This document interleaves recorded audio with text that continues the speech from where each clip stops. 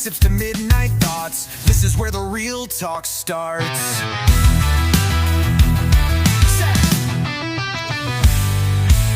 So take a seat, let's have a chat, table talk, where the real talk's at.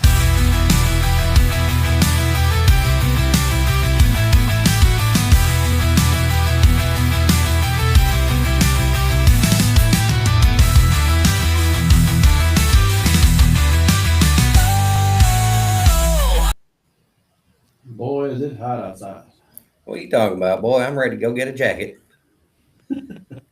Which shows that it's already fried my brain.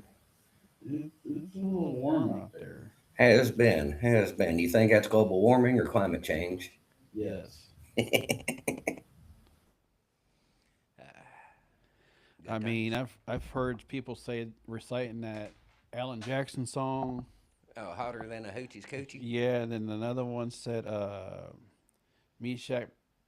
Yeah, I went outside and seen Shadrach, Meshach, and Abednego. Yeah, I think I even shared that one the other day. I think it might have been you that saw it. I saw it on Facebook. It's definitely been warm out. It's 122 yesterday. Is that what the heat advisory got to? Yeah, and then today had another one. It's hot. It's definitely been warm. I think I saw some Easter eggs hatching. I mean, words of wisdom. Drink a lot of water. Yeah. Because even the AC is not getting cool. No, and that's what a lot of people do not get. Even the library says it's 72 degrees. Well, you work in automotive. Yeah. Your house units are a little bit different, but they have a lot more going on. But in automotive with modern technology and eco-friendly refrigerant, Yep. the best you can expect is about 30 degrees less than ambient temperature. I think ours at the shop today at 2 o'clock. It's at 87 degrees. Mm-hmm. Of course, our shop's a metal building. Right. Of course, doors are opening for vehicles coming in and out. Yep. And it's just one door.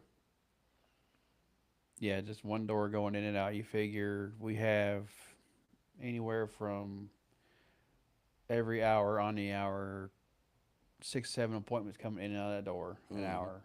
So it's not staying. Yeah. You're almost better off to leave it open and put them little plastic flappers up there. Yeah, they're like the cooler for the coolers. Yeah. Yeah. It's ridiculously warm in there. Oh yeah. Think I don't know. It's just ridiculous. You think if we pay more taxes, it'll cool off outside? I doubt that. That's kind of where I've been with it. I mean, I lived in Ohio. It's nothing as hot in Ohio, but I don't want to go back. The stupid thing that always got me on that aspect is, I mean, we've been fighting. We've been fighting poverty for 40, 50s, I don't know how long, decades. We've been fighting drugs, world hunger. We've thrown $1 bazillion at all of it. Mm-hmm. We haven't fixed anything. I don't see how we're going to fix the temperature of the planet. Wonder if they can just throw a big ice cube up there. With our luck, I mean, we're in Kentucky. It'll just make it more humid.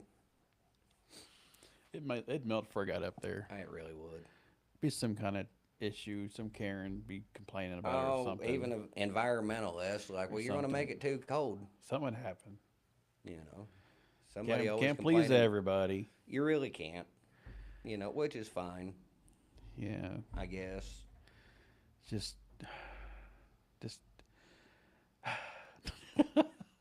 Well, it's what I tell people. In the United States, as it is, you have the right to believe whatever you want, and I support your right to be wrong.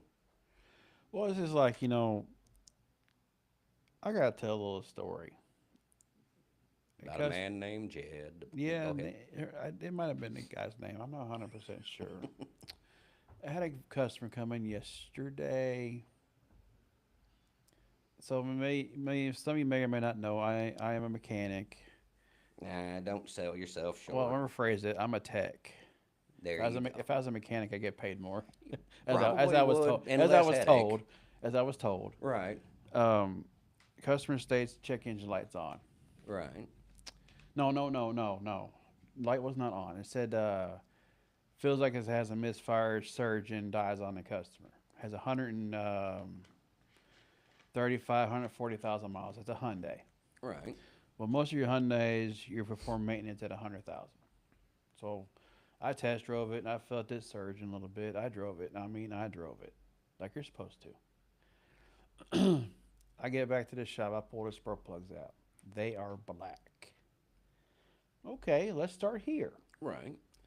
So I go pressure some plugs. I charge an hour for the diag, an hour to replace the plugs. So 2 hours to replace them, it's $340, and the plugs are $30 a piece. Comes like $500.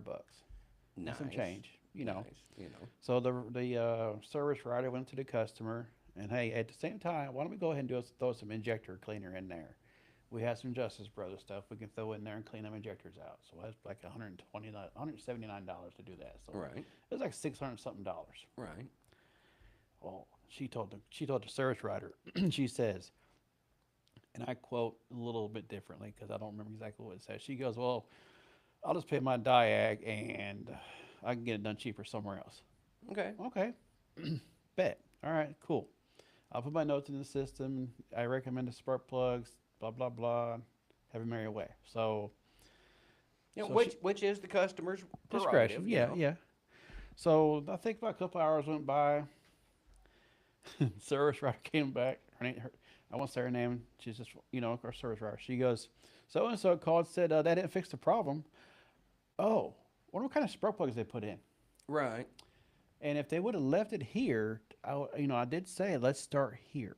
Right. It's a process. Sometimes At it is. 135,000 miles. When I was diesel teching, it was during my tenure when Detroit went full EGR, Right. and Oh, that's fun.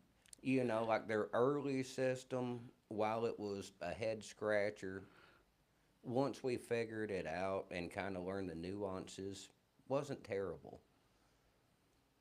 But when they went full EGR, it came with a whole another list of problems. And I'm trying to remember what it was. I want to say it was a code 84. Might have been, don't quote me on the number, but it was a generic EGR code. It wasn't anything specific, just EGR problems. And you had to print out a list of about, I don't know, the book of Isaiah of start here, do this. And especially if it's under warranty, if the vehicle come in under warranty, you had to go through diagnostics. Step one. It didn't matter. Oh, that little tree, yeah. Oh my goodness. Yes. And I hated it because it was a generic, and the way they was doing it, especially when it first came out, everything had to be authorized. So you call, okay, step one, call me with the results. You spend more time on hold and on the Yep. phone than you do, and And you're not getting paid for it. and even Detroit got to the point of just leave a message and we'll call you back. Tomorrow. Maybe. And my thought was always, what do you want me to do in the meantime? Push it out. Not that we haven't. And it's a semi, it's that simple. Yeah, I honestly couldn't tell you how many we've pulled in, and of course you only have so many bays, and when half of them are tied up with engines down, whatever the case, transmission out, there were times, yeah, I can remember pulling one in, yanking the head off of it. Okay, we've got problems. Order parts. Hose it down with penetrating oil and WD-40, throw towels over it, close the hood, shove it right back out. Mm-hmm. You know, like we're going to have to clean it before we put the head back on anyway. Right. Um, you know, but yeah, it's one of them things. Time is money, and I'm broke and run late. Pull the next one in. Yeah, yeah. So good times. So if I remember right, we were starting 3. Well, we kind of jumped halfway into three, Yeah. and then I read the bottom of three, and it was just too good to let it go. I agree. Because I mean, the bigger point here has been kind of a focus on keeping your mouth, your attitude, your emotions under control. Yes. Um, you know, that is a terrible paraphrase, but that kind of has been the central message that we've been going over. Um, you know, if you act out of self righteous indignation, that is not God's righteousness. Um, and James does a pretty good job talking about such matters.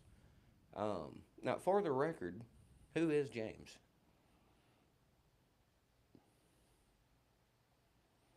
He's a prophet, isn't he?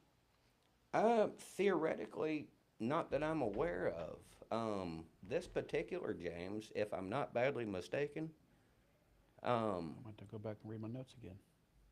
is Christ's half brother. And very possibly one of the ones that when Jesus first started his ministry said that he was not right in the head. Yeah. Yeah, see here. Yeah. So it kind of makes you wonder if James grew up with him, at least in some fashion, um, and then started witnessing all this, and to my knowledge, really didn't have his conversion experience until, I'm guessing, sometime around the crucifixion resurrection aspect. And then he's all in, head first with both feet. I mean, do you think he was getting on the bandwagon or something significant happened? Oh, a little bit of both. Well, I mean, just like I said, stop and think about it. If you knew your brother was full of crap, that he was peddling snake oil, you know what I mean? Yeah. Like, you grew up with him, you would know if he was on the level or not. You know what I mean? Um,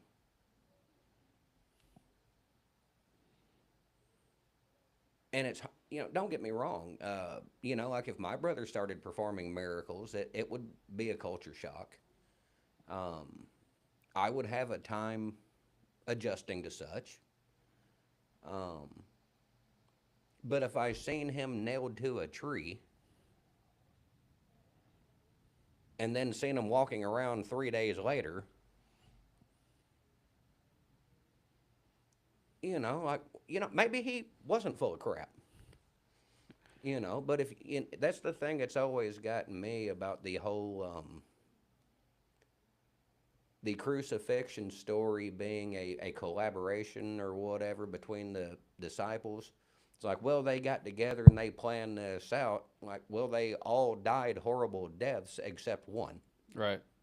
You know, like every one of them was martyred except John. Um, but there are people that die for a lie. I'm not going to dispute it. How many people do you know that would willingly, knowingly die for a lie?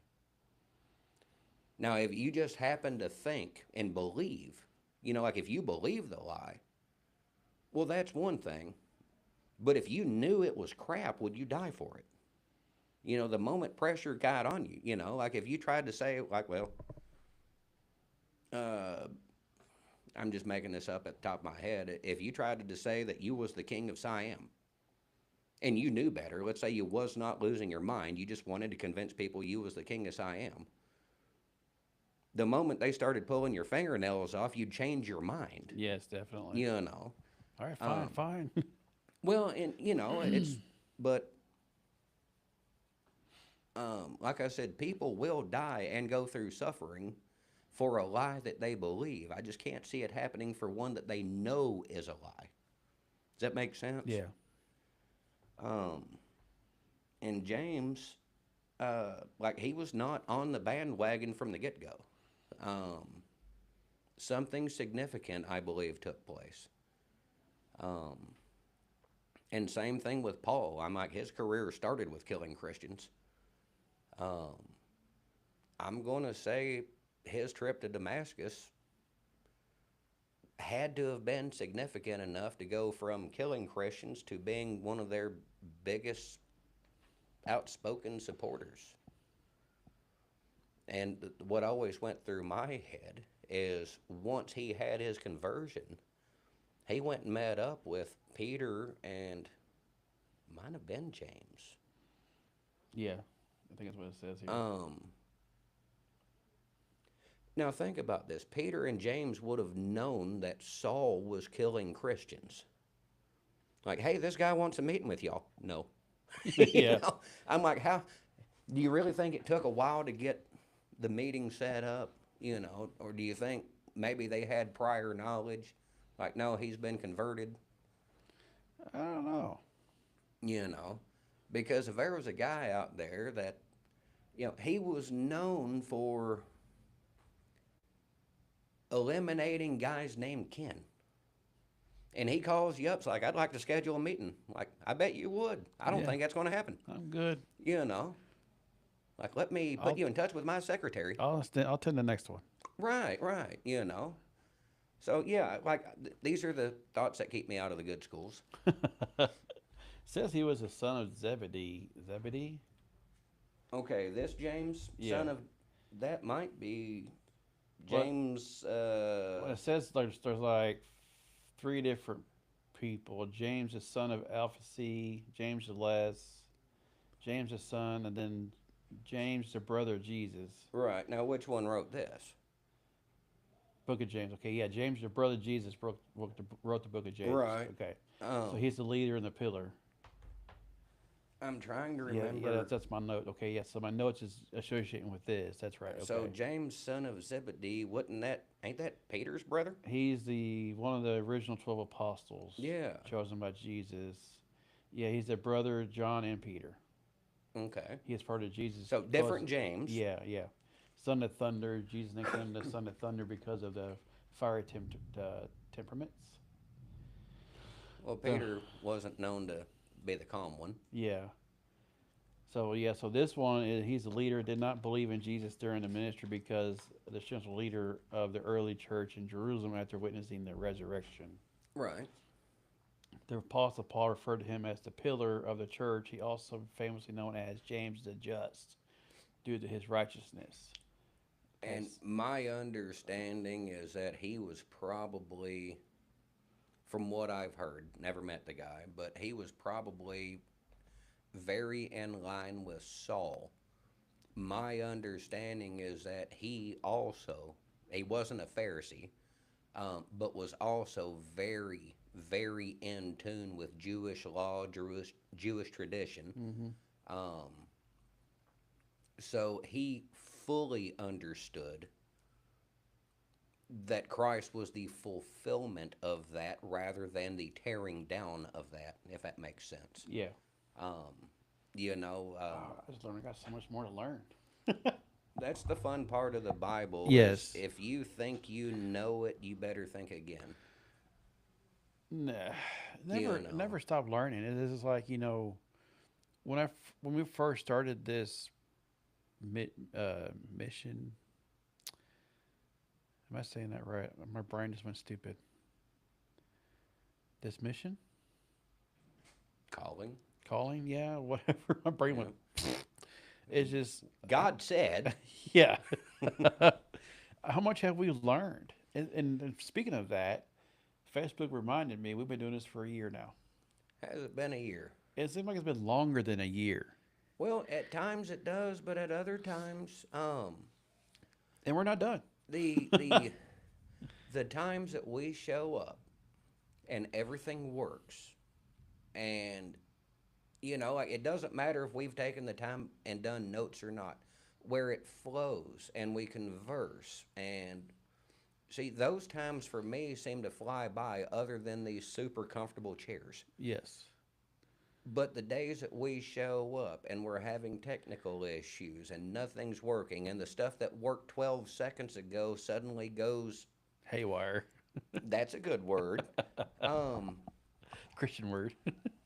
those days make it seem like we've been doing this since high school. Yeah. You know, last week, this laptop's it's just, It's always, which way do I go? Like I just, and it worked fine the week before, and nothing changed. I shut it off. yeah, it's just like your microphone privileges got turned off. Like, listen here, Microsoft. Yeah. It's not. No, stop.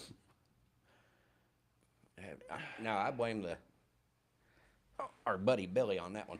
Yeah. He's a. I'm gonna say it nicely. He's a poopy head. Or Well, as Grace says, goober. what I will say, because he was awful vocal,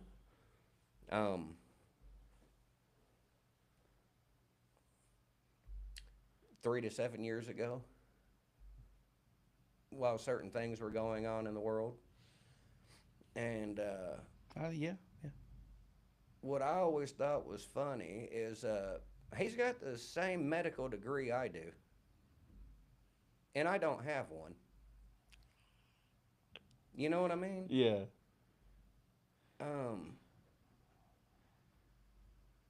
But now, don't get me wrong. There are certain things.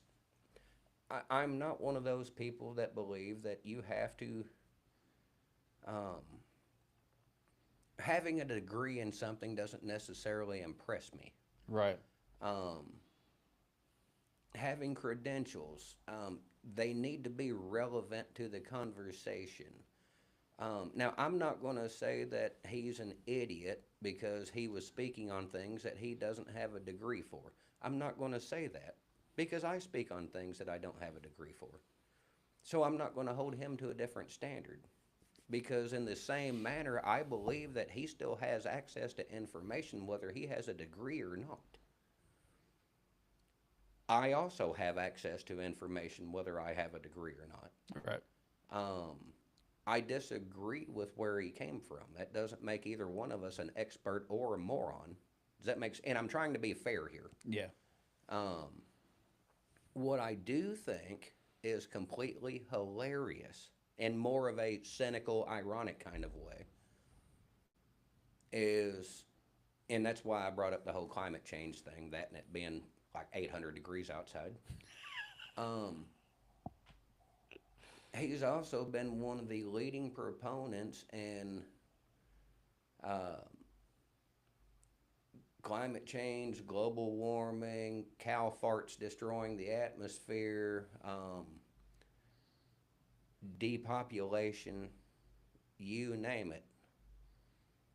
And what was it, 6 months to a year ago, goes on TV and like, yeah, it turns out that was all crap. So it makes me wonder, I'm like, well, either you're lying now or you was lying then. Yes. And, and I'm trying to be fair. Because there are folks that they are very heavily climate change oriented. Right. And fine, like I said, you have the right to be wrong. That's mean. I believe the climate does change. I believe that we don't fully understand it, and we're hitting a panic button that we don't fully understand. That will be a good,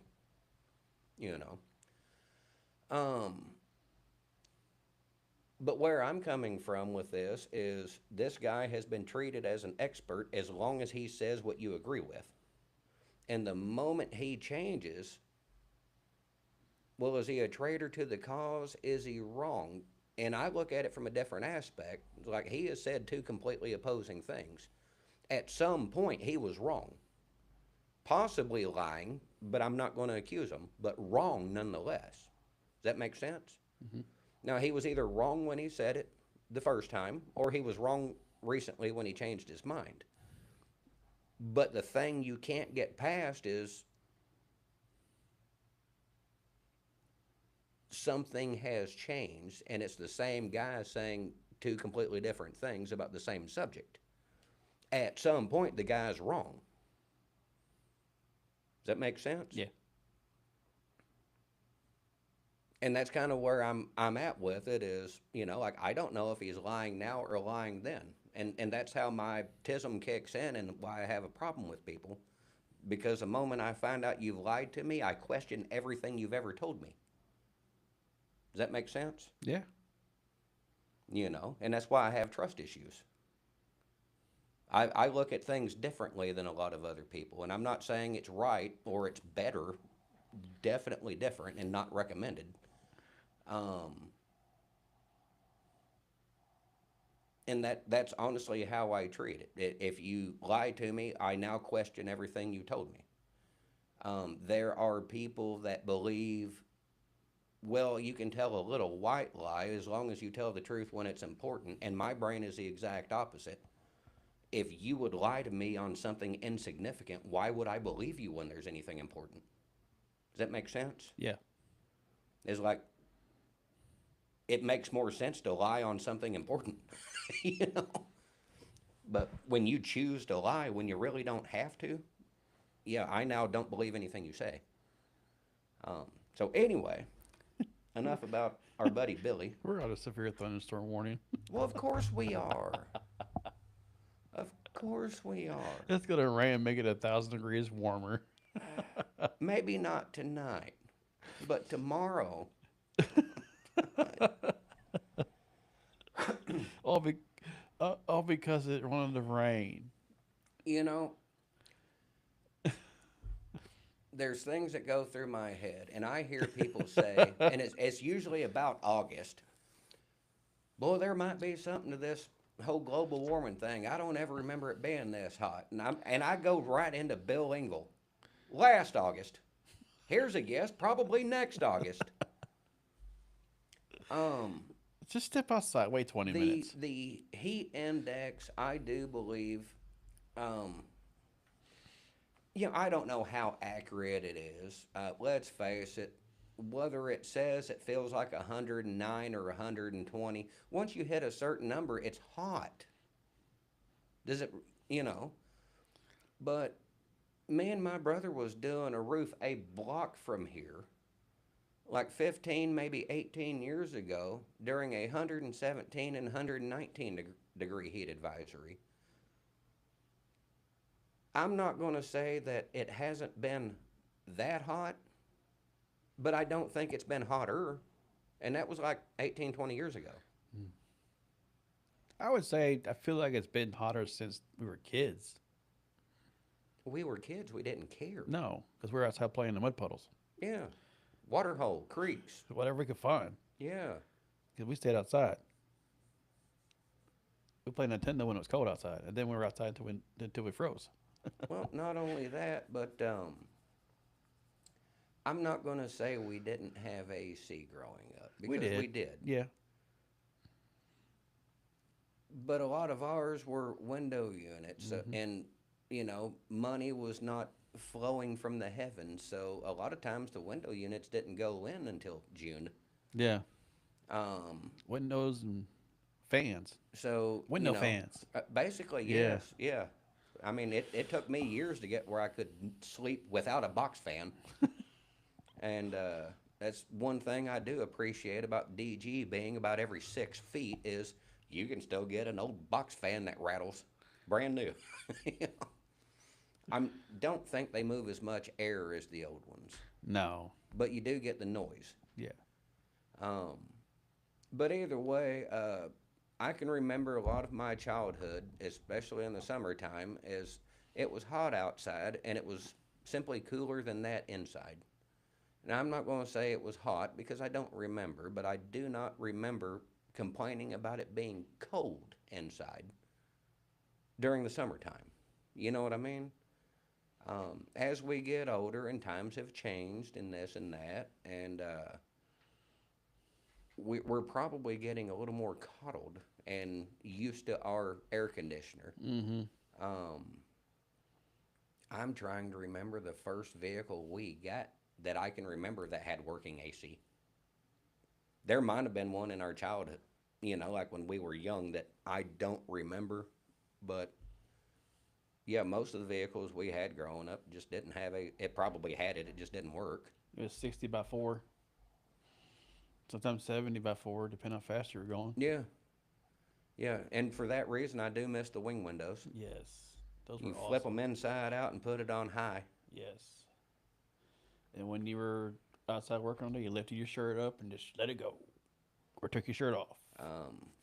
I also miss my sliding back glass because in my step side I had the wing window and a sliding back glass, and you could open both cross of them, breeze. and it pointed right at the back glass, so you got that constant circulation. Yep. Plus, it had them little kick vents that you could open up down in your fender well. Yep. Now, don't get me wrong, it was not air conditioning. No, but it was flow. It was flow, and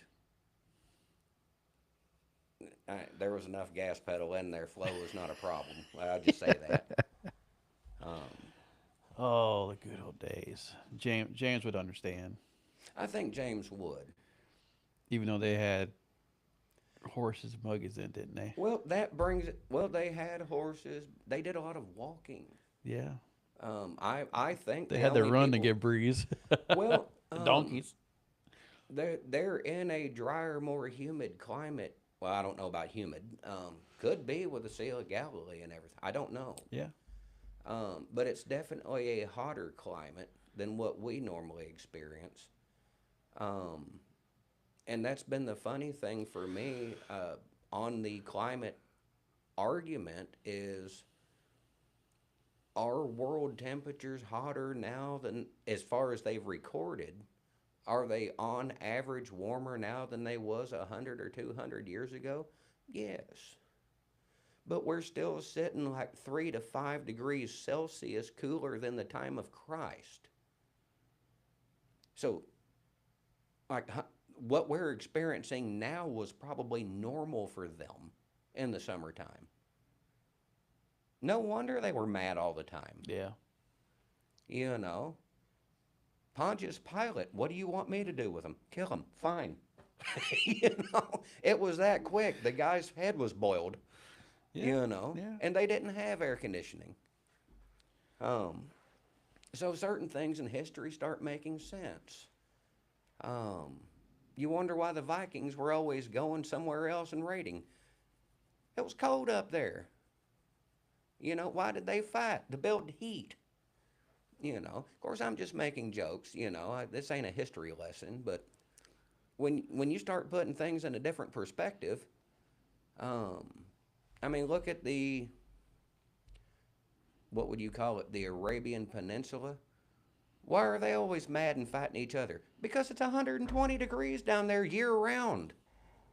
They're cranky. Wouldn't you be? Like, I'm aggravated now. Yeah. I was in a That shop. says 72. It needs to be about 4 degrees cooler right now. I agree. It needs to be about 68. But anyways. seen something shiny and ran with it. Yes, we did. We ended up doing that. It's part of the tism, and I don't have tism. I have If you squirrel. got a little tism, you can have a lot of fun. Go ahead. I got chasing squirrel syndrome. Imagine if the missus was here. Oh, we'd probably still be on climate. Well, we've been going back and forth on climate. Yeah, we wouldn't talk about it. We talk about everything and nothing. Or she might have done slapped us on the wrist and told us to get back on the project. It really could go either way. Yeah. You got to watch her. There's times she's right on. There's other times like, hey, look, Christmas tinsel. So last week, we touched into James 3, and, it's really, the part we was shooting for was where it connects to the way we speak and, James 1, he said we need to be um, quick to listen, slow to anger, and slow to speak. I don't know if that's word for word, but it's close. Um, well, I thought the James 3, where he talks about like the rudder of a ship, it is a small portion. Um, but just as that small rudder can steer the whole ship, your tongue, with the words you say about others and about yourself, can steer the entire course of your life. Um, I have heard people say that um, throughout the centuries, one of the reasons that the Hebrew people have been successful, like they can emigrate almost anywhere in poverty, and within a generation or two, they are successful, is that they speak blessings over each other and their children. It's not constant curses and why are you an idiot? And, they obviously never had to hold their flashlight for their dad, No. but, but they constantly speak those blessings. And I do believe that there's a certain amount um, where that positive reinforcement would come into play. Um, I also, growing up here in the West, believe there's a certain amount of humility from backing the trailer in front of your dad comes into play too. Um, because you only get to do it wrong, what, maybe twice? Or back into the trailer to hook it up. I don't know how many license plates I've taken out. And then you're like left, right, and then you back up to it, and then you're like, Why is this 5 inches away? yeah. Then you get then you get to it, and then you're like, oh, I'm right there. And then it's just, yeah. That video you see you're backing up to it. You're like, oh, this far, this far, this far. Then you get back in the truck, and you're this far. Like, what? I was just there. I I don't put a lot of stock. Now, if you can get a backup camera that gives you a good view, you can figure out your angle. But it takes a few times to learn how to triangulate, if that makes sense. Um, I've had to hook up to so many trailers by myself. Um, Honestly, a lot of times what I try to do is find the center line Yeah. of the tailgate. Yeah. Of course, the problem is, like, you're not sitting directly in front of the tailgate. No. So I will also go back, and if I've got a hitch, on a receiver, I will try to stand where I can look and kind of straight line where the ball is, where it would cross the tailgate to my line of sight. And that's the point on the tailgate I'm looking at when I'm backing up, which doesn't tell you where the hitch is on the trailer. No. Um, and I have cheated, and Little flaggy. basically, yeah, something to poke up there. Yeah. But I have gotten pretty talented at getting close. Backing up's like, okay, it needs to go over to the right 2 inches, back 5. And I'll look at the ground at that point and kind of judge how far I back up. And I've gotten, I can't say that it's foolproof, but I've gotten decent with it. Yeah. But I rarely have to make 15 or 20 trips back and forth to look anymore. And especially if it's one of my old trucks, I'll just run it over. I'm like, okay, I'm there. I felt it. It moved. But, well, why were we talking? Yeah, James 3. I do believe there's a certain amount where blessings come into play. And we have all either known or been around somebody who only, like, they're a Debbie Downer, negative Nancy, whatever you want to call it. There's just constant negativity. Yes. And I can think of an individual that I have finally just got tired of listening to it. And don't get me wrong, I do try. If somebody just needs to vent, I try. But when it's a lifestyle habit of just chronic complaining, there's times where, like, okay, I listen to what you're saying. Now, what do you expect to be different?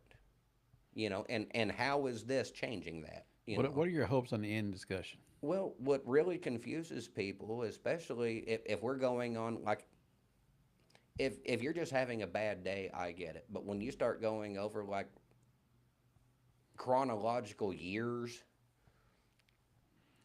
honestly, I'm like, all right, this is mathematics. I don't know how to tell you this, but the least common denominator in this problem is you. What do you mean? If this is all my fault? I'm like, I'm not saying that everything is your fault, but you are the only person that shows up in every one of your problems. You can't possibly be the victim in every single situation. Like, that's mathematically impossible, Yeah. you know? But again, it is what it is. But no, the tongue, I once heard of somebody say that just like the projectile from a firearm or the arrow from a bow, your words are your responsibility from the moment they leave your mouth until they find their ending place. You know, and the analogy, if you shoot an arrow out of a bow, until that arrow stops, it's your responsibility. Okay. Does that make sense? Yeah. You are responsible for where that arrow lands and what damage it may or may not do between here and there. Well, your words work the same way. You can speak blessings or you can speak curses. Um, Now, don't get me wrong. We live in such a coddled society that people think if you disagree with them, then you hate them. Um, I would encourage you to read your Bible because there are so many times that love is shown in a form of correction, Hmm. which doesn't always feel good, and it's not always endearing at the time. Yeah. I know that feeling all too well. You know, much like holding the flashlight wrong. Yeah. I love you, honey, but you're not Oh, holding. Ned Stark was right on that, wasn't he? Yeah, he Like was. everything a person said before the word but doesn't count. You know? Just bless his heart. Right, right. Um, but anyway, that's where we need to be at with our words. Don't react out of anger or hurt or resentment or whatever that whole. And honestly, the opposite goes true too. You know, don't propose because you're having a good day and you're in a good mood. And You know. reacting out of anger gets you to nowhere. Well, a lot of times, if it does take you somewhere, it's worse. We experienced that the other day. My wife posted on Facebook. I forget where we were coming from. We were going down the road. There was us in a vehicle, two cars behind us, two cars in front of us. The car in front of us went to go turn, decided not to turn because they guess they forgot they were going. Right. Well, two cars behind us was a truck, a big yeet yeet Dodge Ram Oh yeah, gas yeah. burner. Well, he decided to pass everybody, flipping everybody off. Well, at the same time, this car that forgot they were going decided to turn around at the church. Well, that truck's passing. I'm glad they saw each other because it would have been a bad wreck. Right. Well, we get to the stoplight and we're behind that said truck and they're flipping us off. The passion princess is freaking making sure we see her. Right. Like And it's your fault the yeah, vehicle in front of you stopped. yeah, yeah. It's like I'm like short course at the time. The missus is like, "You have your gun with you?" I'm like, "Yeah, honey. The gun's always with us, no matter what, because we never know what's gonna happen." Right. So I decided I think it to was Ted Kennedy that said that. It's like I believe that love is the answer, but you need a gun just in case. exactly. So I decided to not take our road home. Decided to go further down the road just to follow the truck and see what happens. So she's recording because we're hoping they do something else stupid. Right. So I'm following this truck and they're riding this motorcycle. That's a bright idea. Yes. And I hear the motorcycle. You can hear it. It's a loud Harley. You can hear it. I got the windows up in front of this truck. You can hear him going back and forth, up and down, because you can hear him. Right. I'm like, this guy's riding his motorcycle's butt like an idiot. Hmm. So my wife posts on Facebook about this, and I'm like, this guy's angry over because of the vehicle in front of us. Right. And the purpose of my response here is they overreacted. Well, not only that, but I have had this conversation, and I know we're sidetracked here, but it's semi-related. Yeah.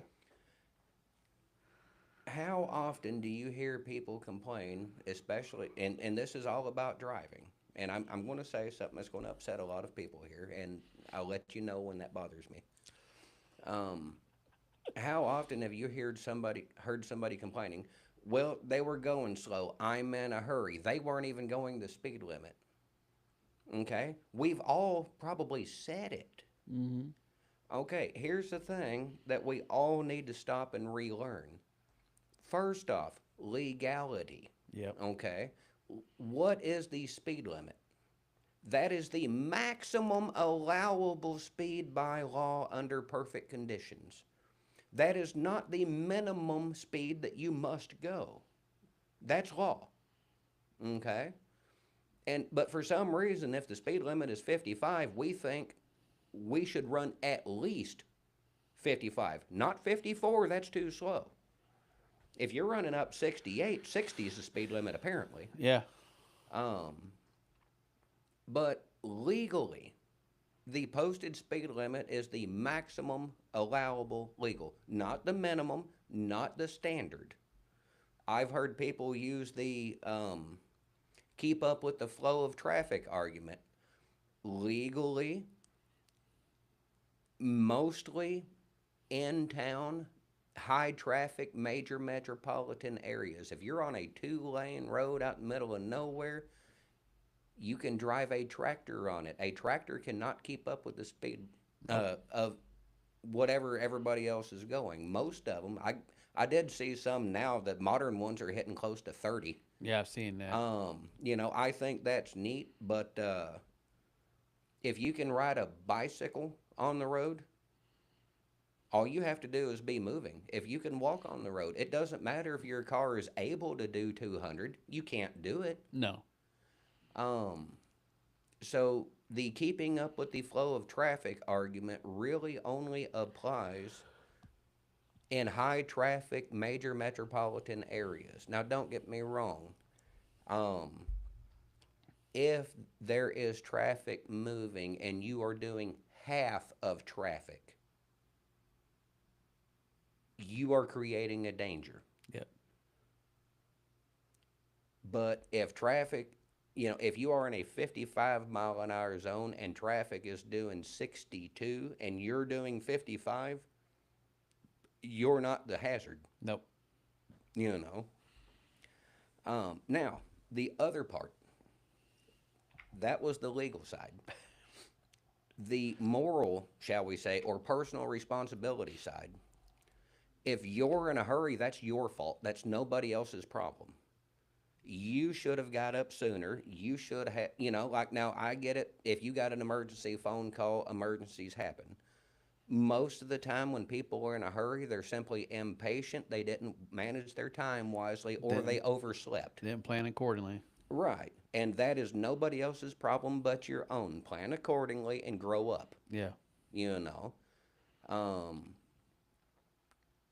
The thing about it is that regardless of what speed I decide to drive, I can't dictate to you what speed you drive. Right.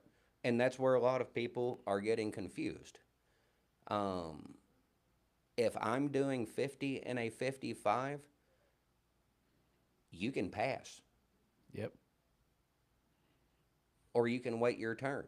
Or you can get up earlier. Whatever. And the same way goes the other way around. Not long ago, and I remember this vividly because it was one of them apostrophe moments. Going down Simpsonia Highway, I kind of am in a hurry. I got behind somebody that I think they might have hit 45 once going downhill. The rest of the time, about 40. And myself, I'm like, really? This is the bet? I don't know the circumstances. They have just as much right to drive 40 as I do to drive 55. You know, my right does not impede theirs. We both have rights to the road. So I sat there and turned on the radio and, driving Miss Daisy my butt right along. But no, that's we tend to overreact about things that are not ours to control. Yeah. And that's where I was going with that whole spiel. If I am in a hurry, that's not your problem. If I overslept, that's my fault. Yep. If I got an emergency phone call, what a lot of people don't realize is that a lot of times being in a hurry does not, it feels like you've accomplished something, but you really haven't. Um, we live in an area that is about half rural, if I pronounce that correctly.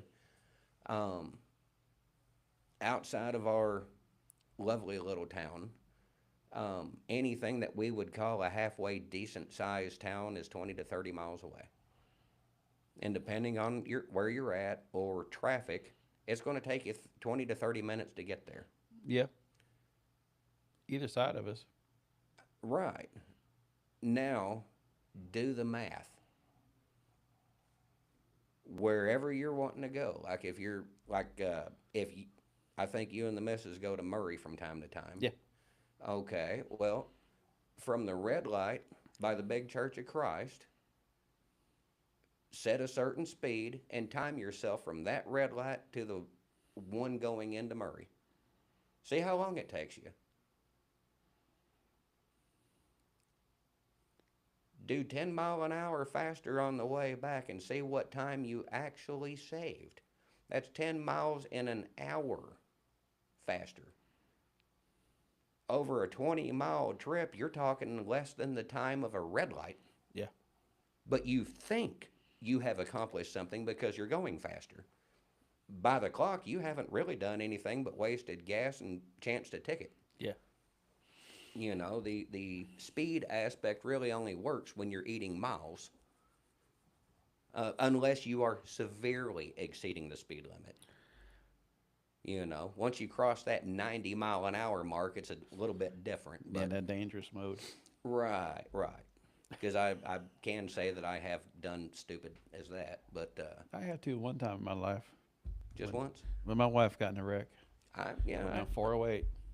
I can see it. Not right here. Mm-hmm. I hit 104 miles an hour in that little Cobalt. The motor went kaput the next couple of days later. But yeah. Got where you was going. Yeah. But no, I used to work kind of in between Mayfield and Paducah, and I knew how long it normally took to get from our local gas station to the parking lot, and I was running late and stopped at the gas station because I had to and ran into another co-worker. He's like, "We're late." I was like, "Mathematically, if we don't get stopped, we can do it." He said, "I'm following you." We could not park. We pulled up to the door, ran inside and clocked in, then had to go back outside and park. But we beat the clock. But I'm not going to throw numbers out there, but we was definitely exceeding the posted speed limit. And probably would have gotten worse than a ticket, Whoops. But I don't recommend it. Nobody got hurt, and here we are. So, back on the James aspect, Yeah. are you done throwing Christmas tinsel out there? Maybe. Okay, just asking. Might be Squirrel! might be a different color next time. Oh, would you please?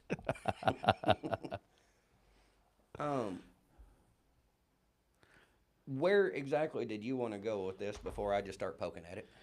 Well, the title is Words, Wisdom, and Witness because it says that's what James 3 is. Right. When I was trying to do a crash course on the way here and Right. at work, and then when I got here, that's what James 3 is: trials and tribulations, temptations, stuff like that. Right. Hold on, that's wrong one. What's wrong with you? There it is. Taming the Tongue. There it is. Yeah, Taming the Tongue. Trials of Temptation was James 1. So, I mean, we stopped at 11, didn't we? 3 and 11. For the most part, I want to say I went ahead and read 13 13 through and 9. so on Yeah, just I remember because it that. was that exclamation point at the end of a baseball bat. Yeah. Um, So I feel like we're but we gonna. didn't dive into it. Yeah. So let's go ahead and dive into the last of this, and I think we're gonna go into Psalms 23 in the next one, and I think the missus has our next 3 episodes after that. You could thank our pastor Chris for that. What'd he do? Elijah. Yeah. Which is okay. Yeah. Is it Elijah or Elijah? I don't remember. Maybe both. I was trying to find an email so I can share it with you before we Is left it tonight. Leviosa or Leviosa? But anyways, Oh, you should get that one. yes. But I would try to find an email before we leave so I could share it with you. Okie dokie. So, are you wanting to pick up on fresh water or who is wise? Let's do with the 2 kinds of wisdom, number 13 through 18. Alrighty. So, James 3, starting at, well, let me rephrase that. The book of James, chapter 3, Right. skipping down to verse 13. Who is wise and what? I'm in NIV on this one.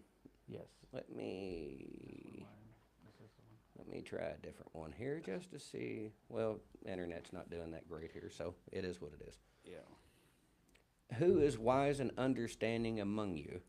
Let them show it by their good life, by deeds done in the humility that comes with wisdom. But if you harbor bitter envy and selfish ambition in your hearts, do not boast about it or deny the truth. Such wisdom, and we laughed about this because wisdom is in quotations, Yes. lasers. Such wisdom does not come down from heaven, but is earthly, unspiritual, demonic. For where you have envy and selfish ambition, there you find disorder and every evil practice. But the wisdom that comes from heaven is first of all pure, then peace-loving, considerate, submissive, full of mercy and good fruit, impartial and sincere.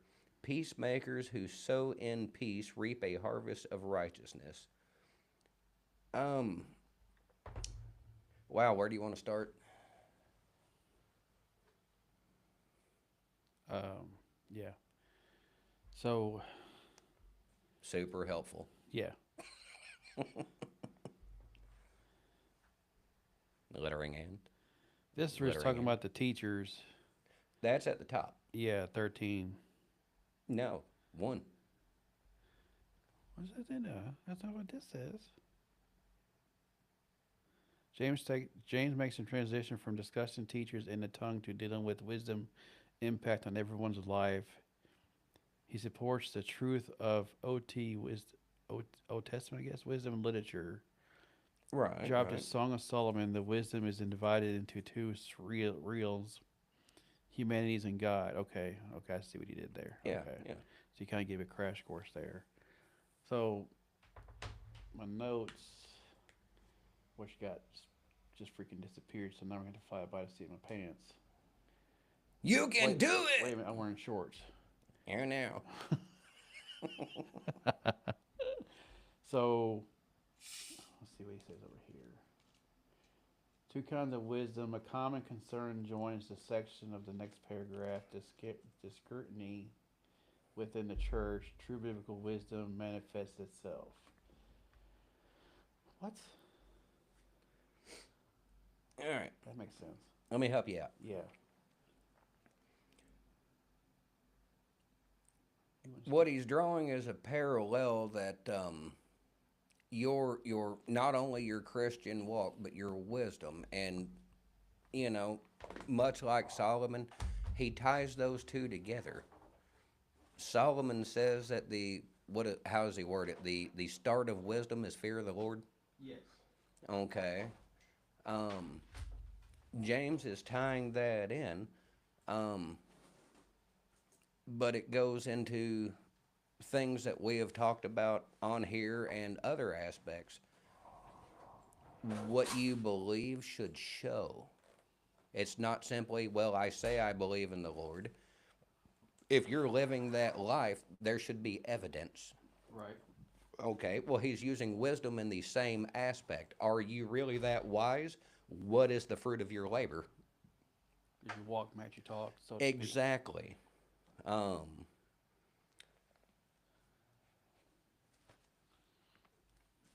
how would you describe it? Um, when we spoke earlier about people with credentials, be it doctorate, PhD, Yeah, whatever. yeah, yeah, yeah. Um, and I want to be clear, I'm not opposed to these things. Like I'm not anti getting educated or whatever. Um, what I don't do is try to confuse education with wisdom. Um, you can score good grades in class and you can earn a degree. And I'm not going to say you don't have to earn it. Um, but that doesn't necessarily make you an expert on everything. And I think there's a lot of that has been, um, I don't even know how to describe it.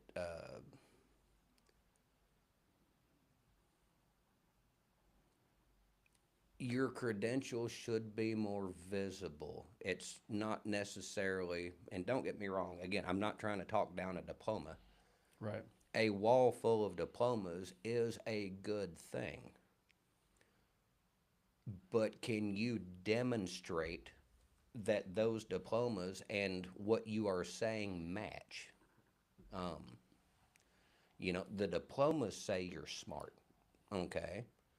Are you? Yeah. Um, and like I said, I'm trying to word this very politely because I'm not anti diploma for that matter. Um, but I think there has been in our culture such a push that if you have initials behind your name, it somehow makes you smarter or more qualified or whatever. And I have to be honest with you. I have talked to people who have letters behind their name on there might be a certain range of subjects where they are quite knowledgeable, but that's not the entire range of subjects. And there are other subjects where they are quite ignorant Yeah. and they don't know it. The rest of us do, you know. And that's what like I said, I'm really trying to be delicate here, because nobody knows everything. And we need to stop pretending that we do. What he's trying to say,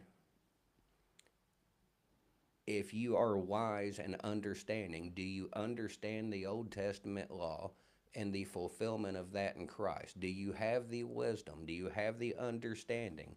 It should show in your life. Okay? Um, we often associate things. Um, if we was to look at a king or a ruler, um, I would be hard pressed if you can leave the emotional aspect out of it. I don't know how many throughout the centuries. Now, there are some that have definitely behaved evilly, but I think you would be hard pressed to say that even some of the more evil ones, that nothing ever good was done by them. Does that make sense? Yeah. You have to weigh the whole thing. And I'm not, again, I'm still not going to say, uh, Stalin can't agree with, Hitler can't agree with. Um, uh, Mao Zedong or whatever, General Mao, not a fan. Um, some of our more modern leaders,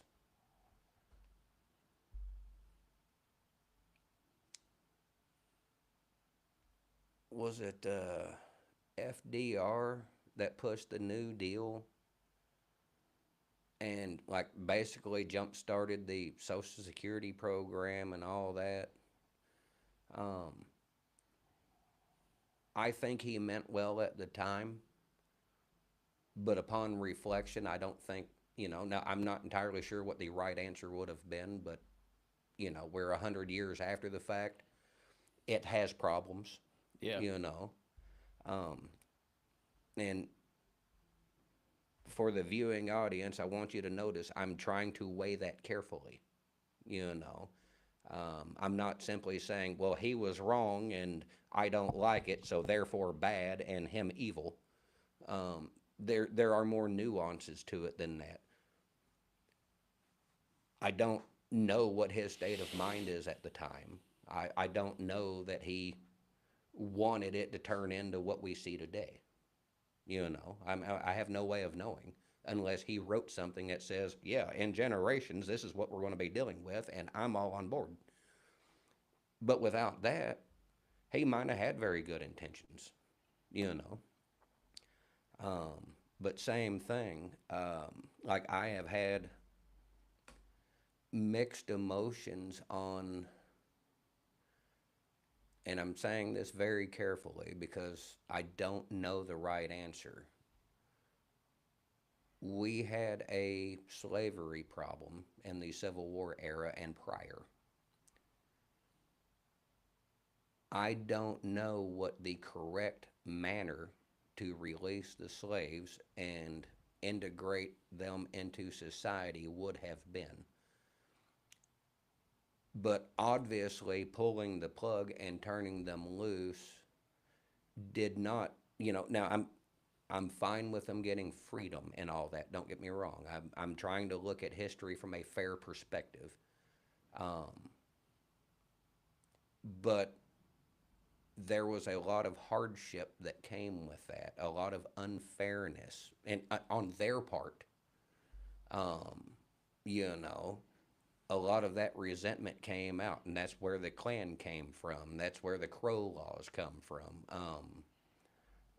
There was I don't know what the correct manner would have been. On one hand, you could think, well, would it have been better to do a more gradually stepped process that was set in law, not, well, we're going to make promises and never keep them. But I don't know what the right, maybe what they did was the right answer and it just had crap consequences for a period of time. Right. I don't know, but I'm one of those that I look at things in a different aspect and I try to think, well, was that the best answer or just the best they could come up with at the time? And that's how I try to view things. Um, Either way, the point I'm trying to make on all of that is if you are professing to be a wise person and a godly person and whatnot, you're going to have bad days, okay? But overall, is it going to show? And I think one of the better questions, and they actually made a movie about this, I think we were kids. If you were ever accused of being a Christian, would there be enough evidence to convict you? Hmm. I would hope so. You would hope so, you know. But what we find, and I think it's sad, um, the majority of Christians seem to be, I believe in Christ. And that's it. Well, you go to church on Sunday, or you go to church on Christmas and Easter. Um, Are you one of them? What do they call them? The bunny hopping Christians. well, and I'm not trying to say this in judgment, but To put on the title of Christ is to take him upon yourself. And I think a lot of times in Western society, we get it confused. Paul talks repeatedly about dying to yourself. Yeah. Christ is supposed to live through us. We're not supposed to, you're not supposed to profess Christ and kind of try to pencil him in wherever he might fit. Does that make sense? Yeah. But I think, and I'm just as guilty as everybody else, that's not the design, that's not the plan. When James is talking about this, is there enough evidence from your life to suggest that you have actually taken Christ onto yourself? You know? And most of us would look at ourselves and say, well, yes. And then we would look at others and say, hell no. Yeah. The problem is, judge yourself in the same manner that you just judge somebody else. You know, look at yourself through their eyes. That's the whole pot called a kettle black. It really is. It really is. That's one of the reasons why I'm glad we're doing this lesson. It gets me in my own feels. Well, I don't know about all of the world. Right. I really wouldn't. That's bigger problems than I can deal with. We got time for that. But what I have noticed here in Western society is we have a huge problem, and there might be a term for it. You know, I don't have a degree, so I'm retarded. Yeah.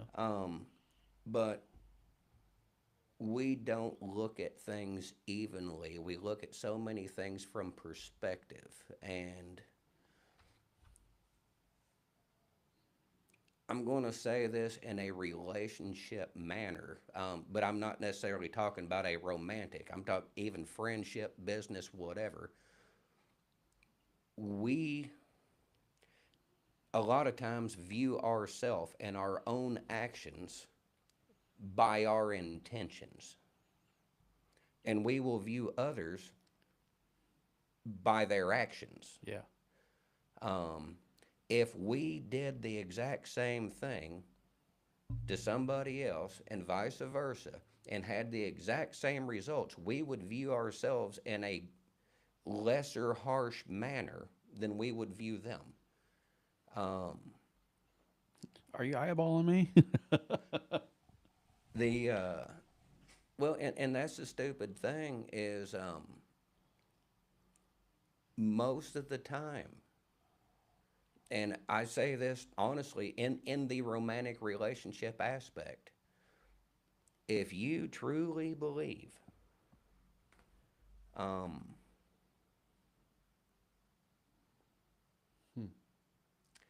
do I word it?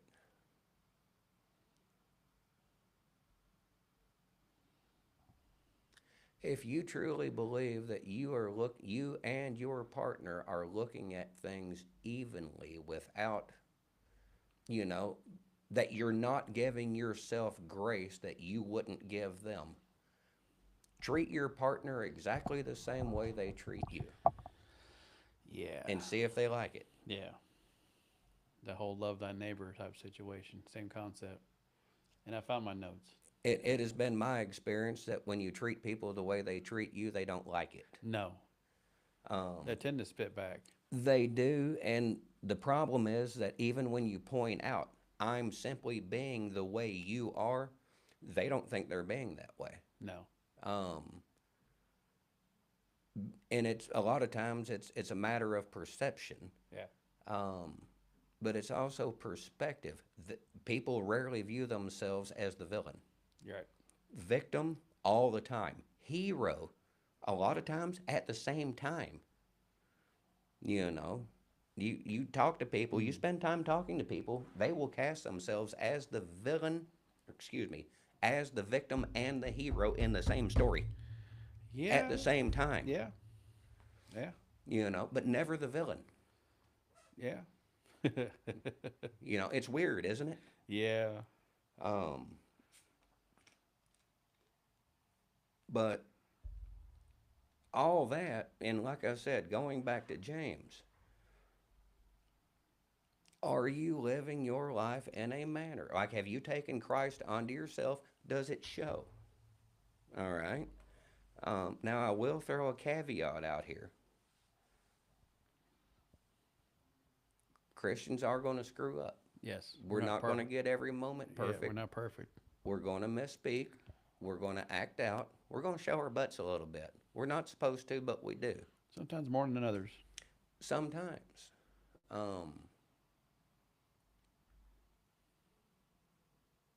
If, and I say this for any possible agnostic or atheist listeners, if that one time they screw up or we screw up, if that is going to be the judgment upon their whole life, the one time they screw up,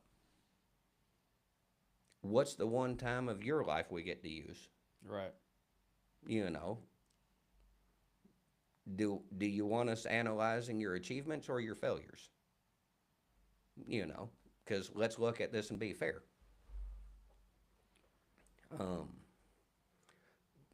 Now, getting into verse,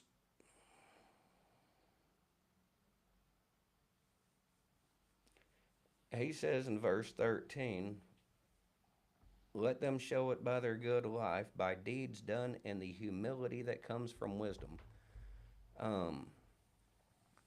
So,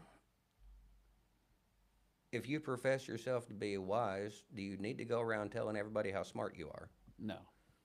Well, that wouldn't be very humble, would it? No.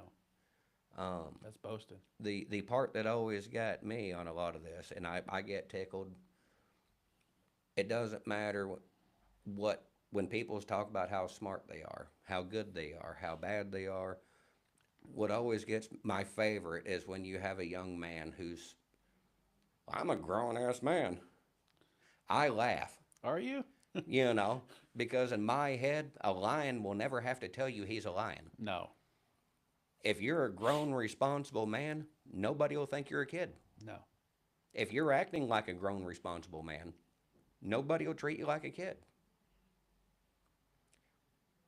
If you really are as smart and intelligent as you think you are, you won't have to reiterate what your list of diplomas is.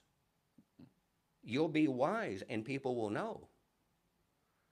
The more you have to press your credentials, the less credibility, in my opinion, in most circumstances.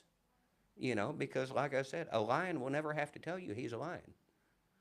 You know, lion don't even have to roar to tell you he's a lion. No. Lion stands there and you're like, dang, that's a lion. You know, would you ever confuse a lion for a salamander? No. Would you confuse a lion for a tiger, for that matter? No. No. Why? Because a lion will never have to tell you he's a lion. All right.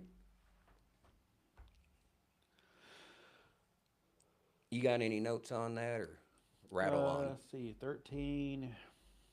Show them why our tongues are as wild and it is a wisdom problem. A toxic mouth is just a symptom of earthly selfish wisdom. In the heart, heavenly wisdom produces peaceful words. I mean, that's a lot. It is. A toxic mouth, I mean, like we was talking about that. So that's a potty mouth. Yeah, that's like that truck that passed us. Yeah. We could see their mouth move. We couldn't hear what they were saying, but Right. it's a toxic mouth. Pretty sure it wasn't speaking blessings and encouragement. It was encouragement of words we didn't need to hear. Right, right. Places you might want to go. Yeah, probably, but still, it was selfish wisdom because we were following traffic, Right, right. and this can go with any situation. And James is a perfect example when it comes to this lesson tonight, or we've been going on for the last 3 or 4 episodes. Watch your tone, practice what you preach, and your preach needs to, is it your demeanor needs to match your walk? Your talk needs Well, to match. everything about you. Yes. Your entire countenance, for that Yeah. matter. Your words need to match your beliefs. Your actions need to be a reflection of that. Um, I don't say this in judgment, but it has bothered me. I don't see it as much now, and it could be the algorithm. I have no, but it used to pain me. Um, Monday through Thursday, or Sunday through Thursday, you'd see posts about Bible and this and that, and God and Jesus is great. On Friday, And then Saturday. Friday, Saturday night, In the bonfires, bar. beer everywhere, Yep. bar hopping, carrying on. And I'm like, it's between you and Jesus. I just don't know that you need to be advertising, you know. Yeah. And don't get me wrong, we all have struggles. We all I've screw seen up. that post with people in our current church, and I hate that. And like I said, I don't say it in judgment because I don't know the Between you and God. circumstances, you know. Um, and my thing has been like, I don't care if somebody has a beer. No, I don't. it's not a sin. Bible speaks about drunkenness. Yes. And from a picture, you can't always tell. No. But it does become more evident if there's like a can pyramid beside. Maybe it wasn't theirs. Well, and like I said, That's what judgment. I'm not saying any of this in judgment. Right. It's there's things that we probably ought not do. Um, you know, one of the things is Jesus did hang out with sinners. He did not let them corrupt him. It was the other way around. He brought them out of their sin. Um, yeah, Jesus is one that is strong enough. He could go to a bar or a gambling den or a strip club, and he could save your soul and pull you out of there. Most of us aren't that strong. We go to a place like that, we want to partake in whatever's going on. And that's not what we're supposed to do. You know? Whoa, turn around here. What gets me is verse 14. But if you harbor bitter envy and selfish ambition in your hearts, do not boast about it or deny the truth. And I'm kind of curious on that. Now, I get the first half of that. If you harbor the envy and ambition, but the second part, don't boast about it. So,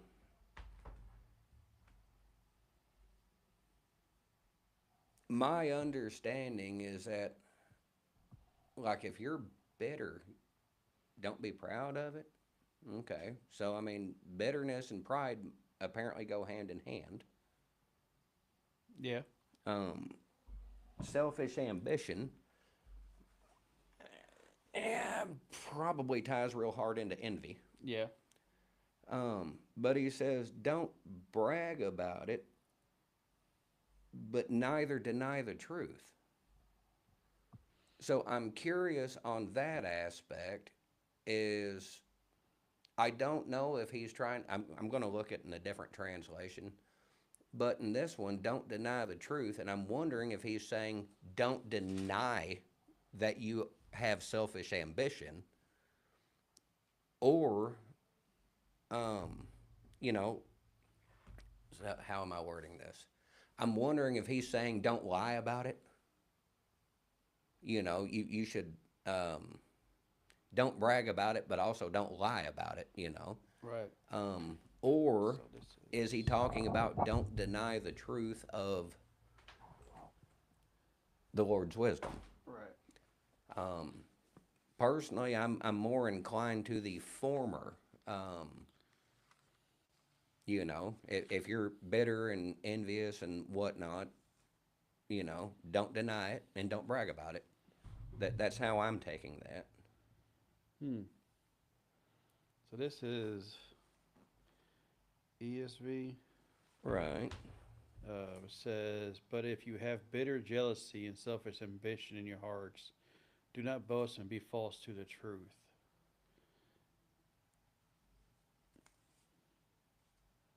So I wonder if that's meaning don't corrupt the truth.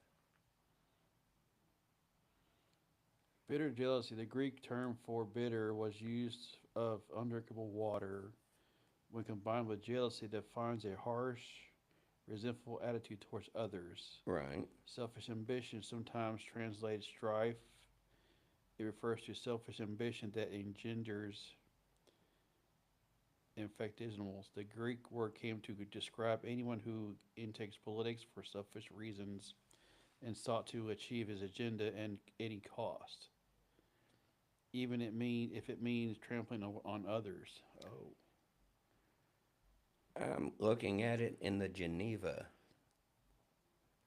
verse 14. But if ye have bitter envying and strife in your hearts, rejoice not, neither be liars against the truth. So the way it's worded, it sounds to me like don't lie about it. right. Don't make it sound or Well, you should neither be proud of it nor try to hide it. right.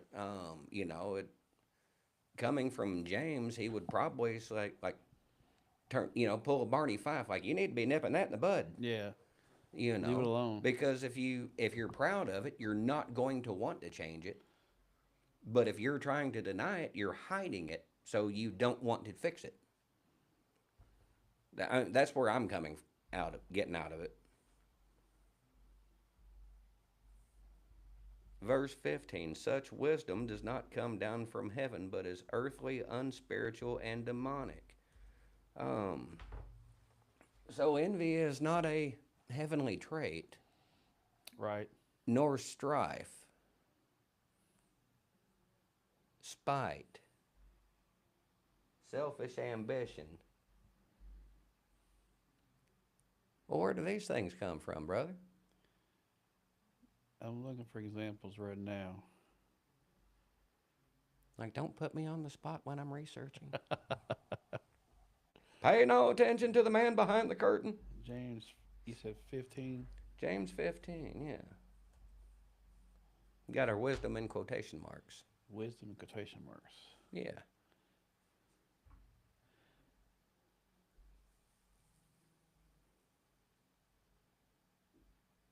So again, in the Geneva 14, but if ye have bitter envying and strife in your hearts, rejoice not, neither be liars against the truth. Verse 15, this wisdom descendeth not from above, but is earthly, sensual, and devilish. For where envying and strife is, there is sedition and all manner of evil works. That was verse 16. Yeah. Yeah, so this one does three, so both of them. The wisdom of the world was spawned in the bosom of promises, knowledge, but produces disobedience, seek to please itself instead of pleasing God. So pleasing yourself instead of God or the person. Right. So that would be wise in quotations. Like follow your heart, Yeah. Ooh. live your truth, And do what that's makes you happy. in the heart. Yeah, and that's why the heart is a dangerous thing to follow. We did a podcast on that one too. I think we've smacked that around quite a We bit. might need to reshare that one. Uh, Getting there's goosebumps. some of this, like I have mixed emotions because there's certain aspects of this I don't think can be said enough. Right. But then there's that other side of me, much like Jonah. It's like pearls to swine. Yeah. Like I can tell you, stop being a wanker 1,000 times, but if you're not listening, once was enough. It's like talking to the kids. I done told you twice. I ain't telling you again. Arguing with the cat, Yes. Or the dog. Go lay down. You're not getting my food. But, and that's what gets me.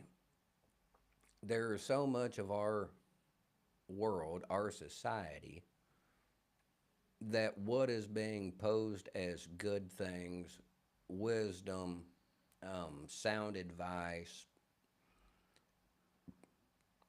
biblically it's garbage. Yeah.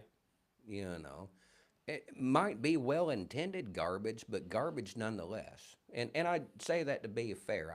I don't know that everybody out there saying such things, you know, has got a forked tail and is deliberately trying to be mean to everybody. Right.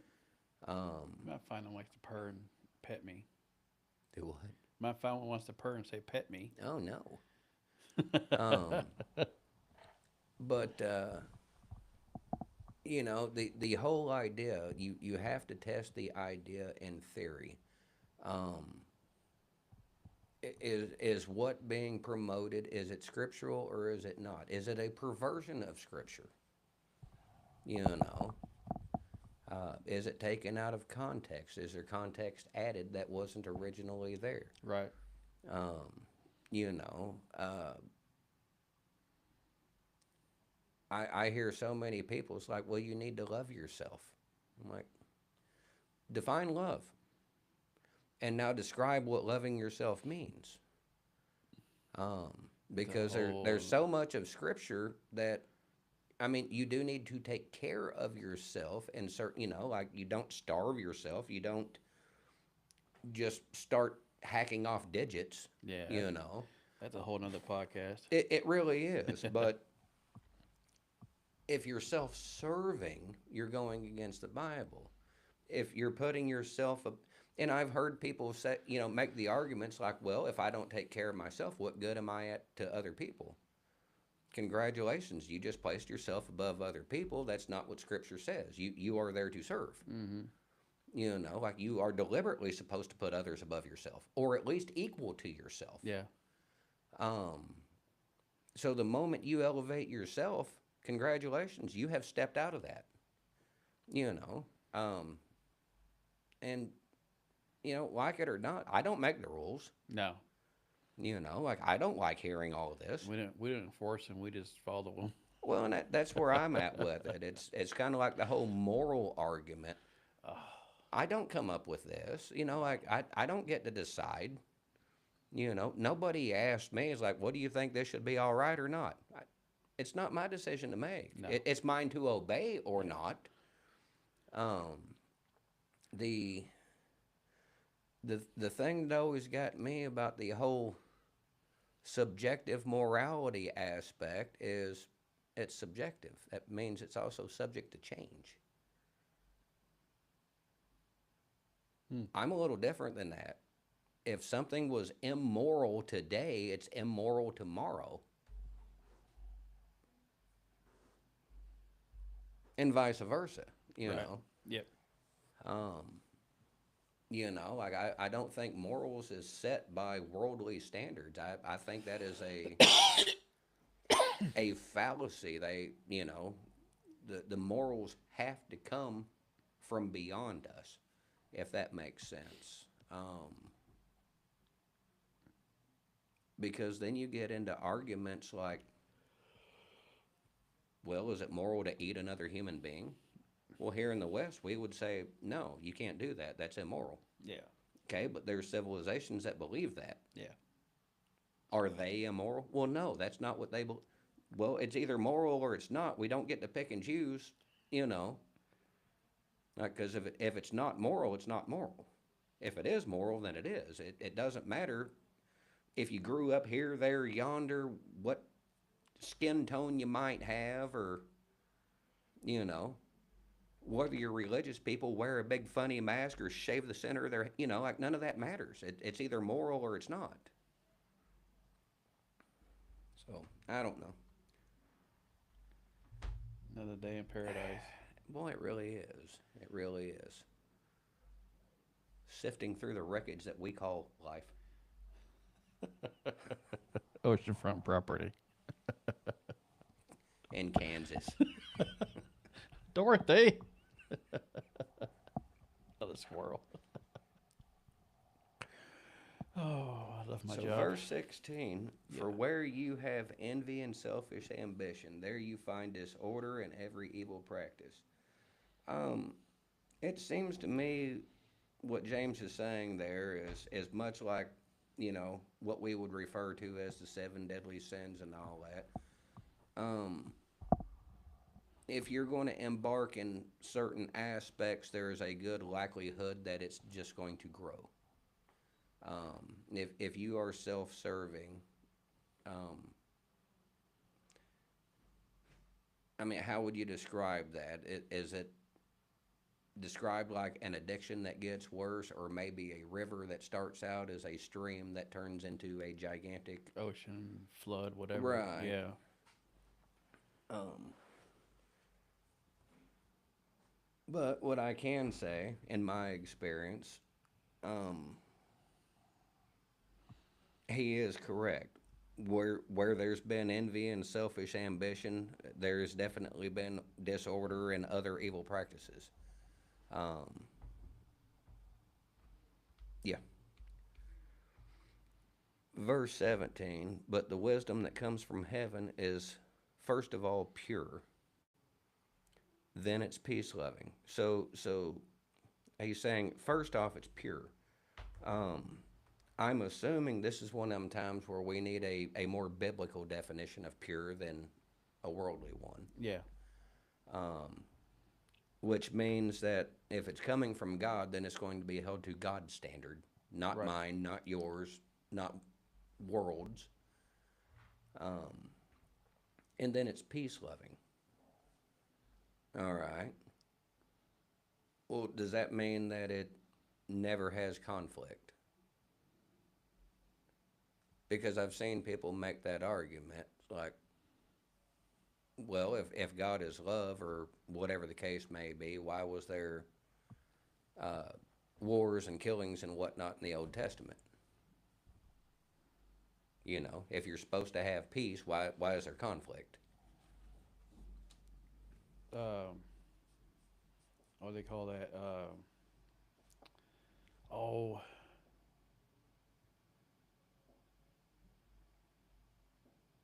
wow. It's just, I mean, I know there's like an I don't know where it came from. I'm going to say an Oriental proverb that it's better to be a warrior in a garden than a gardener in a war. Um, but my thing would be peace, loving, and peace promoting. um, Yeah. a doorstop are not the same thing. Yeah. If we go through even the Gospels, Jesus had boundaries. You know, when he saw that his father's house was being corrupted, he had a problem with that. He didn't. Well, y'all love God the way y'all think is right. There was no tolerance there. Mm-mm. Um, there are when he believed that the Pharisees were false teachers. He didn't say preach your truth. There was a boundary there. So peace, loving, and a footstool are not the same thing. You can love peace, you can seek peace, um, and we should. Uh, you don't have to be a slave to get it. Right. Because typically that's without some kind of boundary, that's exactly what you end up with. Because people that don't have boundaries don't respect yours either. No. Um, should be considerate, submissive, full of mercy and good fruit, impartial and sincere. And I do think, and like I said, that's coming out of NIV. I'm kind of curious what the Geneva says.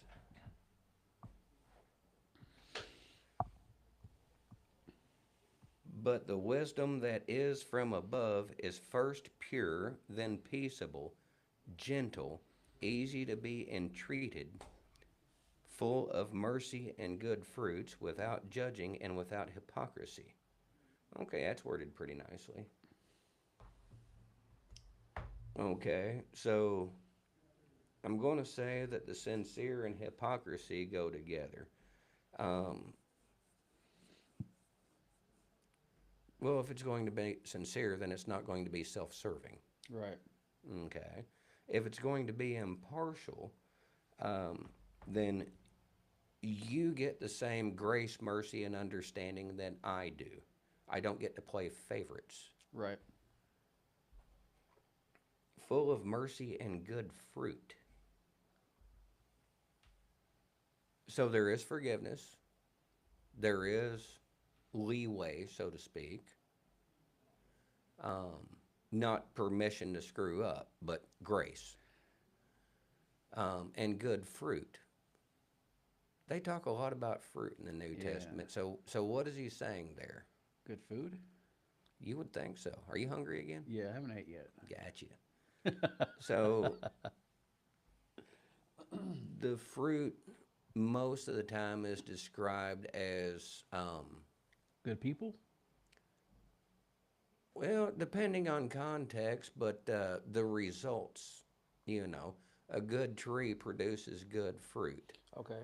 Um, if you're living a good life, there should be evidence, fruit from that life. Um, there are the things that they would call fruits of the spirit. So what it is when you know, scripturally, if you have the Holy Spirit within you, then these things should be evident because they are produced by the Holy Spirit. So again, if you have taken Christ on, there should be evidence. There should be fruit from that. If you are showing godly wisdom, it should show.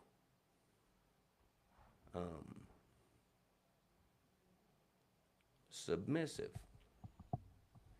That one there, again, I don't think that is the whole footstool aspect. Let me check the. Easy to be entreated. What I'm going to go with there is not submissive in a subtle, demeaning type manner. We are supposed to submit ourselves to the Word. You know, as we spoke earlier, deny ourselves, crucify the flesh. There are aspects where we are supposed to submit ourselves to either. I know a lot of people use this in a wrong manner, but God's authority, church authority, our boss, whatever the case may be, there will always be some manner of authority over us. You know, no duck is an island. No. So as believers, there are degrees, and I say this very carefully. There are degrees that if you are a member of the local church, then there is a hierarchy of authority in and of the church. But as a believer, you're also under the authority of God, Holy Spirit, Jesus, Bible. When you are at work, unless you are the CEO of the company, somebody is your boss. They have authority over you. Right. If you are married, both husbands and wives have an amount of authority in different contexts. Right. Where one is in authority, the other one should be submissive. And we should learn what those roles are and what those places are. Completely different podcast. And the reason I'm saying all that, again, is the message here is submissive is not footstool. No. It's not pushover. It's not doormat. It's not lapdog. A lot of times, submissive is surrendering to yourself, or shall we say, surrendering yourself to the Word. Now we have entirely too much surrendering to ourselves in the world. Yes. Yes. Was there more that you wanted to add to that? Because I think I've picked at this. Peacemakers who sow in peace reap a harvest of righteousness. I have nothing else. Let's see here. Bring up. I had my laptop. Other laptop died. So 17. Do we need to give it a military burial, or can we do it No, Viking style? I'm just don't want to plug it in. Too much. Gotcha. Too much distraction. I really want to do the Viking burial. And we got about 10 minutes left anyway. So, um, 17 of mine says James focused on virtues that will foster harmony among Christians. The list of virtues that characterize true wisdom is similar in structure, at least to the list. And then And then. 18 talks about the fruit again. Right. The harvest of the fruit that peacemakers produce is community-wide conduct that pleases God, unity in place of the scrutiny concern of the others. What word is that? Yeah, thesaurus boy. The scrutiny. I don't know. I can't see your notes. Disunity.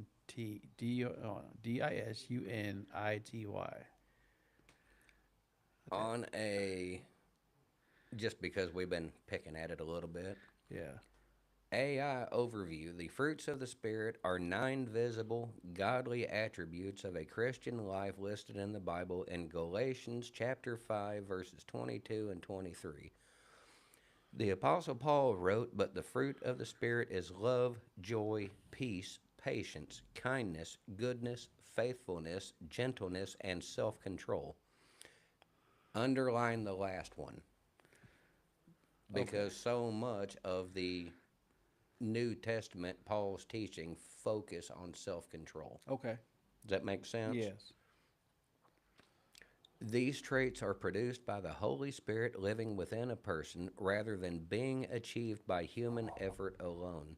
You can explore the full context in different translations of these verses by blah, blah, blah. The 9 fruits of the Spirit, each characteristic represents a way of living and interacting with others that mirrors the nature of God. Love, an unselfish, loyal, and benevolent concern for others. Joy, a deep, lasting inner gladness that is not dependent on temporary circumstance. That's where I argue with people who say they just want to be happy. I tell them to quit using happy for the word joy. Happy is circumstantial. If you wake up on the wrong side of the bed, you're not happy. That's not a reason to get a divorce. Still with me? Yeah. That's why I love the English language. We use the same word to describe our spouse as we do our food. You know. Peace, a calm and quiet assurance in God, even in the midst of turmoil or anxiety. Patience, the ability to endure difficult situations, hardships, or the shortcomings of others without losing one's temper. And all we need is kindness, a genuine, helpful, and sweet disposition towards everyone. Goodness, moral excellence, integrity, and a desire to do what is right. We would often confuse those two, Yes. kindness and goodness.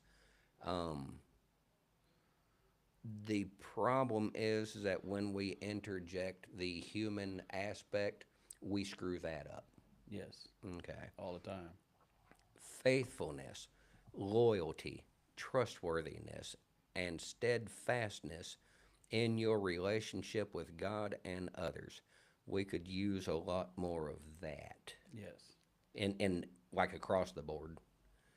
Gentleness, a humble, mild, and meek attitude, approaching others with grace rather than harshness.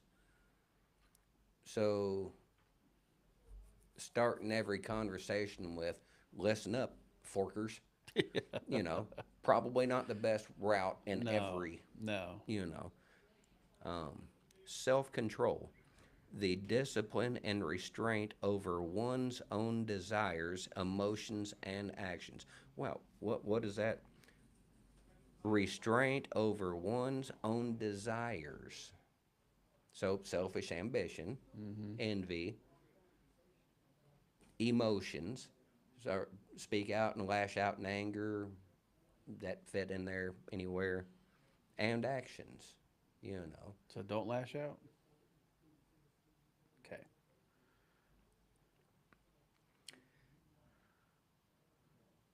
the spiritual context, Paul contrasts these traits with the acts of the flesh, sinful human desires. To learn more about how to apply and grow these, yeah, look at the Bible context. Yeah. So, I mean, we already know we're talking about Bible stuff. At some point, we're going to dive into that. But for the sake of this, because the fruit kept getting brought up, that's why I wanted to, that's what he describes as actual fruits of the Spirit. Yeah. And I want to be clear, I'm not saying that somebody can't be polite or gentle and be completely atheist. Right. I'm not saying that. What I am saying is I don't know that anybody can complete that list a majority of the time without it. Stranger things have happened. I don't know. But, and honestly, I will agree with the atheist. Um, a lot of times, Bible people are their own worst enemy. Yeah. I agree with that. I don't like it, but it is what it is, and we all need Jesus. Yes. Jesus. And Mark would say. First time or two, boy, I like to have stuck to the ceiling like a cat. Scared me to death. First time my daughter came, I warned her. I was like, we got a guy that likes to shout out Jesus. She's like, okay. I'm like, no, shout. You'll know it. First time he did it, I think she rose off the chair about that high. She didn't yelp or nothing, but it did startle her because I think he happened to be like right behind her. That's even better. Oh, yeah, it was great. And she just kind of gave me a look, and I'm like, told you, Like, well, I wasn't expecting it. You never are. No. I'm like, he does it. That's, there's no sleeping in our church. No. Now Grace does it. We'll say, you want to pray? And she'll say, Jesus. I love it. Oh, yeah, it's great. It's great. No, good stuff. But no, it's always important to remember that as believers, there should be evidence, Yes. Yes, our faith should be a personal thing. That is correct. But if there is no evidence, I don't think we're doing it right. Yeah. We're Missing something. Jesus. Yeah. And a lot of the biggest part of it. Like I said, that scripturally, what comes out of the mouth is the overflow of the heart. If you never bring up Jesus, your faith, your beliefs, if it's always football, basketball, motorcycles, whatever the case may be, you talk about what's important to you. If Jesus never comes up, reevaluate your priorities. By your heart. Yep. You got anything to add? Jesus. And then, so Is it good tonight? I think it is. So next week, God willing, we will start Psalms 23. It's a short one. We'll probably break it into 2 segments, maybe 3, depending what God says. And we're not hitting that from a prophetic aspect, are we? No, we're hitting it because it ties into James. Just double check. Because, the dream I had, yeah, then the next day, or the dream I had, and the next day I heard that song. Yeah, and then Pastor Chris preached about Elijah and Elijah, or how did he say? Elijah and Elisha. Yeah, yeah. So then the missus started going down that rabbit hole, and I think you'll agree. I think we got the next 6 months lined up, I which is always okay. get the two confused. I did too. I think it's the reason why she did that. And I think it is Elisha. Um, but there's one of his stories that I love, and I'm paraphrasing. But Elisha's, of course, as prophets, their job is to, not only, I mean, as a direct prophet, is to speak on God's behalf. Mm-hmm. Um, Yep. if you believe that the only thing that comes from God is words of encouragement, you haven't read the Bible. Um,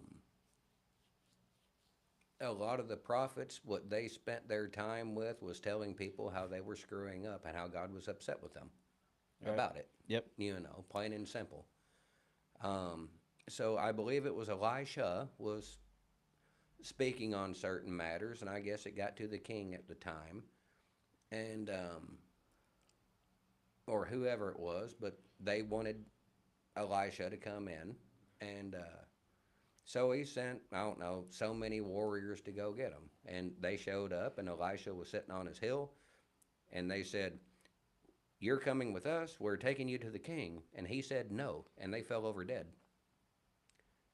And a little time passes, and the king sends more men.